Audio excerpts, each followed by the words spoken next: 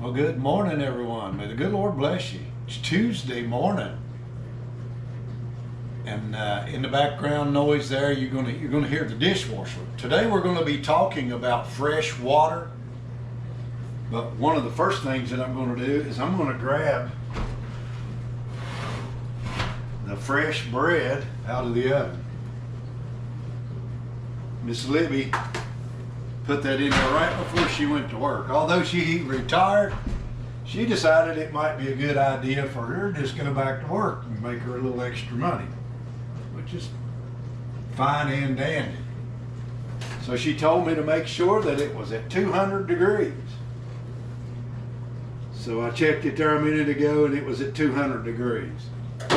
Then she said, let me move you guys in just a little closer so you can smell this.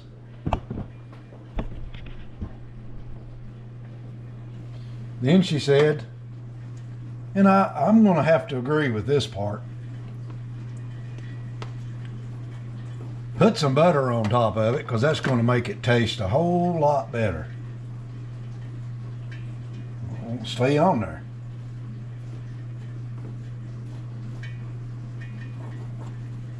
So she just learned here just a few months ago how to make this bread.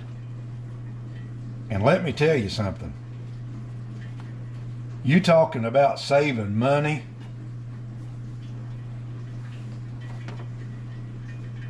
Over the last couple of months, we've probably saved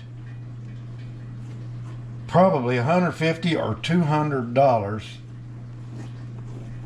just in homemade bread alone. Man, oh man, oh man. I can't wait to slice a piece of that, but I have specific instructions. I have to come back later and we will dump it out of the pan. And then we will, I think she said 3 hours, and then I got to put it in the plastic bag it goes in. Anyway, that is some really, really, really delicious homemade bread. All right, you all, since this video is going to really be about water and where you can get fresh water and make fresh water,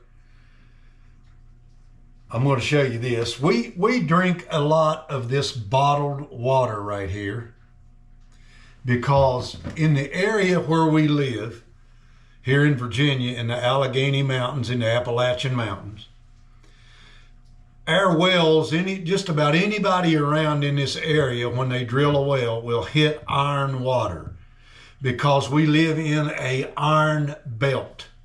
The only thing about the iron belt is this iron in these mountains is no good for ore, but the earth is filled with rust, rusty rocks.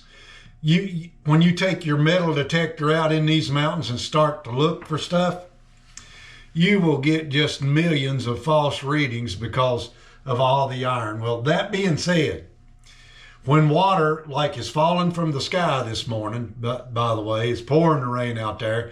It poured it last night. We got an inch, and now it looks like we're going to get more than another inch of rain. A lot of water. That water comes out of the sky, it falls in the earth. It goes into the earth. It is soft water or distilled water at that present time. It has no minerals in it until it hits the earth, soaks into the ground, and then sucks up the minerals. So what I'm going to show you how to do today, especially people who have suffered disasters and their well has been contaminated, because that happens when it floods. The water builds up above their well, and that water then goes in their well and contaminates their well. Sometimes it takes weeks or months to get that water or that well uncontaminated using different chemicals, which the major source would be a source of chlorine. Now, when you're detoxifying water, because anytime, like I've got a creek running behind my house, you guys have seen in the video, and I might show that in this video. Although I have that stream running behind the house, That's really not really good to consume unless you detoxify it, because we have farms and sawmills and people's houses running above, stuff is running from their yards, then it gets into the stream and it contaminates it. We have little fish that live in the stream, but still yet the water is not good to consume for drinking water without it being boiled or decontaminated in some fashion. But that water that's coming through the stream really has minerals in it. And remember this while we're talking about this. Distilled water shouldn't have any minerals in it. That's why we use it in the coffee pot. That's the main reason that we buy distilled water. We don't drink this distilled water, okay? We use it in the coffee pot. That way the coffee pot doesn't get filled up with the minerals out of the water. Anytime you heat water, the water is going to evaporate. The minerals are going to stay behind. So that's what's sticking to the elements in your coffee pot or in your hot water tank that ruins, hot water tanks. The minerals in the water stick to the elements. Eventually the elements get covered up to where they don't function right. They get too hot and they burn out. So what's that got to do with a human being? Anytime you just constantly drink distilled water.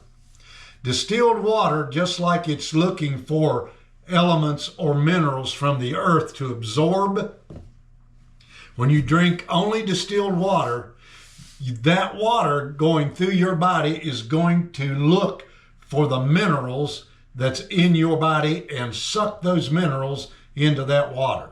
That's what it does. It will absorb the minerals out of your body. That's why that you want to drink mineral water instead of distilled water. That being said, in emergencies, I'm going to show you how to make fresh drinking water out of the air.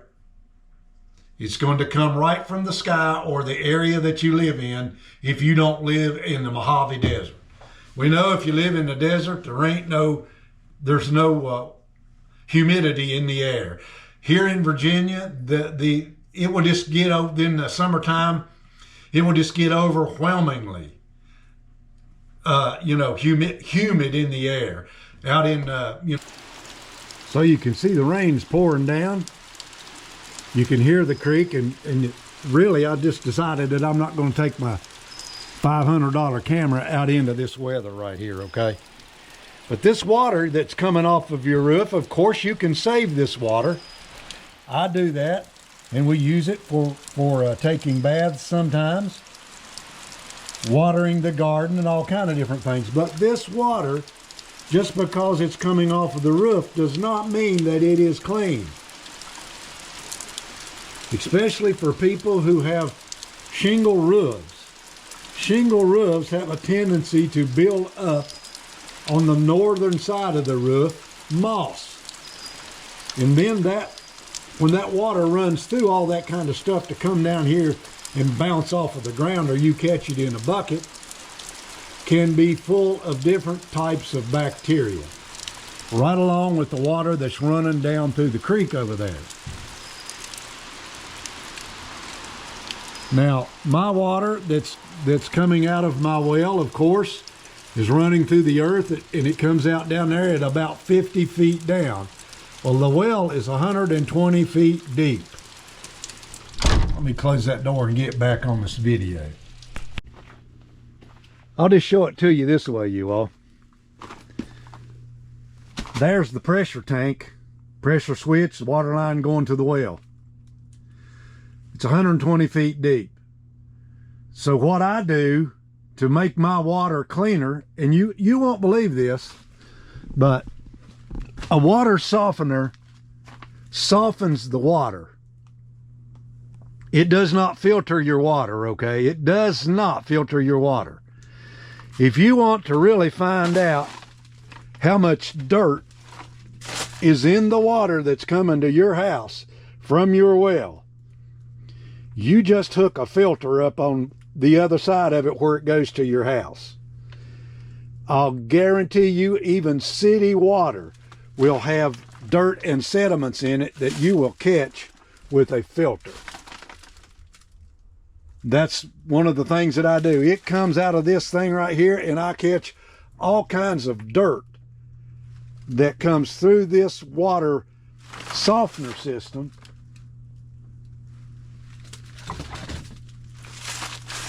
And I use these filters right here in this cartridge filter to do that. Once a month I change this filter, okay? So you want to make sure that your water is clean and filtered water. Over here, you can see that I've got where this thing pops off. I've got 5 gallons of water sitting right there. I need to actually empty that. Where the hot water tank pops off every once in a while. They will do that when they get just a little too hot. That's the way it's designed. It's supposed to pop off. You catch that water for emergency water. So there's another 5-gallon bucket. And of course, I've got the place under the house here, and you guys, I don't guess you guys can see that right there. But I've got a place here to store water so that we can have it in the case of an emergency. Now, for you people who live in the Appalachians, I know that most of you folks already know this. You can actually collect the water that comes off of that air conditioner that you've got hanging out the window or your air conditioning system. It's sucking the water out of the air to make the air feel cool and not moist. And you know, that's what it's doing in the summertime. So you can collect that water. You could store that water to use after you've made sure there's no bacteria in that water. Because the air conditioning system, that's the pan in there that has never been cleaned, will have bacteria in that pan. Although it looks pretty and it looks clean, it will not be bacteria free. So don't run out there to the back side of the house and grab up a glass of the water that's dripping out of that air conditioning system and drink it, because you will be probably drinking some type of bacteria that's growing in that, okay? So now I'm going to show you one of the major sources that I use to get this clean water, okay? All right, you all, I have sitting right here a dehumidifier. I keep it under the house because we just have that problem down here, okay? If I don't have a dehumidifier down here, everything in the summertime gets moldy and damp. So I keep a dehumidifier running all the time. This particular one holds 3 gallons of water. Now what I'm going to do is I'm going to take this, I'm going to open the door and pour this out because I don't have any way this morning to store this. I've done run out of jugs.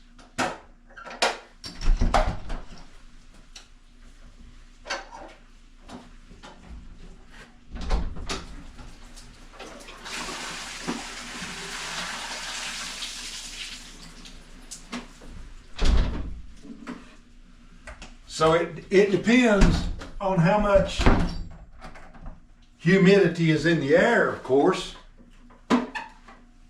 to how much water you're going to make an hour. Also, this one's got different settings on it, the fan settings, which means that how fast the air is going to come through the coil to make this water. If you live in cities, especially in the cities where in apartment complexes and the water's been cut off or something's happened to the water line, it can happen in anybody's town. The water gets contaminated, the city cuts it off. You don't have any water coming through the spigot. If it is, it's yucky and they're telling you to boil it, which is a good idea. You can actually take your dehumidifier and make water that you can use to drink. And we'll tell you about that just in a second to make sure that you know what you're doing, that you can drink and cook with, and take your sponge bath.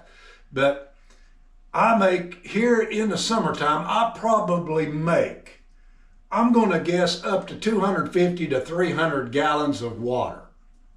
Now what I plan on doing is digging a well out here behind the house, a dry well, and putting a 55-gallon drum in that well under the ground and letting this water flow from a faucet. This thing has a place where you can screw a hose on it, and I'm going to rig it up to where that water will just automatically drip down and go into that barrel into the ground. And I'll probably be showing that video sometime this summer, the good Lord's willing, if I get everything else done that I want to do.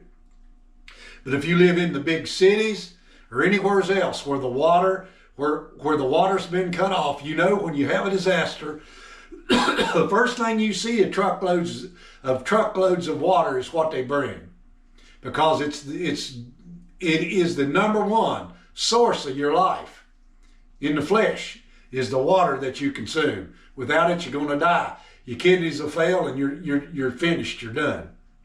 So, that being said, here's what you do. You take your dehumidifier. If you're going to use this water to consume and drink it and cook with it, make sure that your bucket is decontaminated. Just like any other thing, this thing will sit around, and if you don't empty it quite often, bacteria is going to build up in your bucket. So you want to take, depending on how much water it holds, just 2 or 3 drops of Clorox will decontaminate your bucket. Make sure it's perfectly clean, catch your water in it, and then store it somewhere.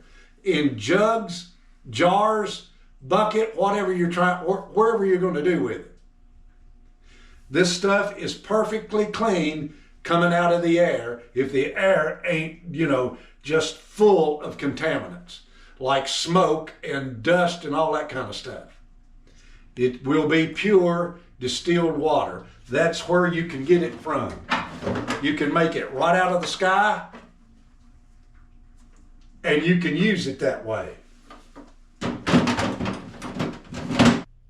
So we know that all over the world, people in different countries, especially poor countries, they drink contaminated water all the time because that's all they got. And even sometimes boiling water does not kill all the microbes that are in the water. So you have to be very careful. Now you've seen me probably do a video or show that community spring that I've got out there. Now years ago, that community spring I think would have been considered very safe to drink without decontaminated. But now I like to boil the water before I use it out of the spring, because now there is a housing project up above that spring. Well, the housing project is full of sewer systems. So I guess, Rachel, you probably watch this video, you tell your friends that water, I don't consider it consumable really until it has been sterilized somewhere, shape or form. Although it is pretty and clean, we have all those sewer systems above that spring. And I'm not saying that stuff is getting in that water, but it's highly possible. It is highly possible. Years ago, when they put that spring in there and somebody rigged it up there at Rocky Gap, Virginia, there was no housing projects above the spring. So the water that was coming through the ground couldn't be contaminated by any pollutant from a sewer system. But now that the housing project is there, consider that stuff not drinkable until you purify it, okay? That's for Rachel's little friends, my daughter. But anyway, you all, that's the way that you can make pure water to drink. You get it right out of the air. You collect it that way in case of emergencies.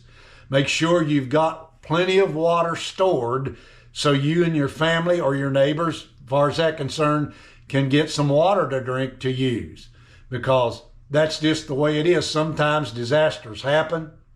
the water lines break. The water that they were pumping to your house gets dirty and filthy, and you just can't consume it. Even take a bath in it as well. But you can collect it with these air conditioned systems or dehumidifiers right out of the sky, right out of the air, and that water is usable. I don't really know how they make distilled water, only to say that it would be heated at a high heat. Then the steam would be collected just like you'd be making moonshine. The minerals would be left in the boiling pot. That's the only way that I could think of that they could make pure distilled water. All right? So you can collect it right out of the air and store it so that you will have it on hand. It reminds me of an old gentleman that used to live in the apartment complex that I used to manage there as the maintenance supervisor in Bluefield, West Virginia. His name was Mr. Gray.